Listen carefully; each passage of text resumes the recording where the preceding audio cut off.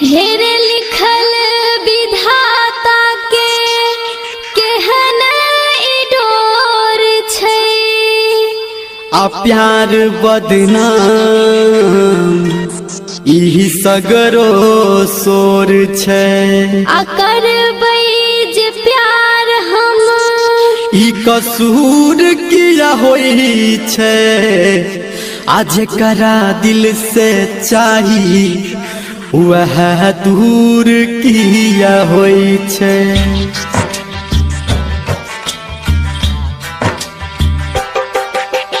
DJ Manish Raxaul मां Gayatri recording studio.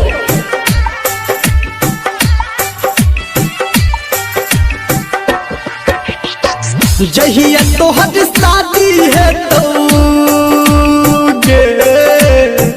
नहीं हेतै तू टेंशन किया लै छी। जहिया तोहर शादी है तो चढ़ के जब वही डोली खा के जान मरबो हम गे जहर के गोली खा के जान मरबो हम गे जहर के गोली याद के तोहर जब के मीठ मीठ बोली खा के जान मरबो हम गे जहर के गोली खा के जान मरबो हम गे जहर के गोली।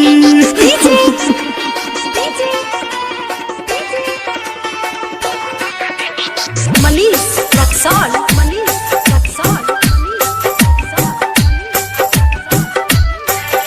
अभी आप सुन रहे हैं सावरिया म्यूजिक। डर लगे हमारा तोरा घर परिवार से आ सबके मनेबै जानो दुनु गोटे प्यार से।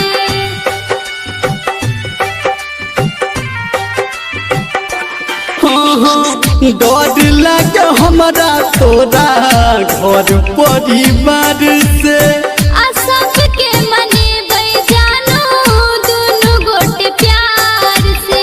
आ मांगलो पे भरतौ नहीं जे गे आ मांगलो पे भरतौ नहीं जे हमर के झोली खा के जान मरबो हम गे जोहर के गोली खा के जान मरबो हम गे जोहर के गोली।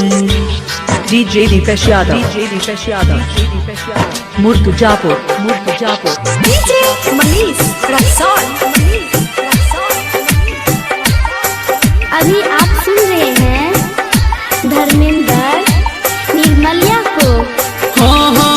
तोरा से बिछड़ के हम तो जीवो न चैन से आ तू कर न किछो हम मर जेबो आइन से। रे सुनला तोरा से बिछड़ के हम तो जीवो न चैन से आ तू कर न किछो हम मर जेबो आइन से।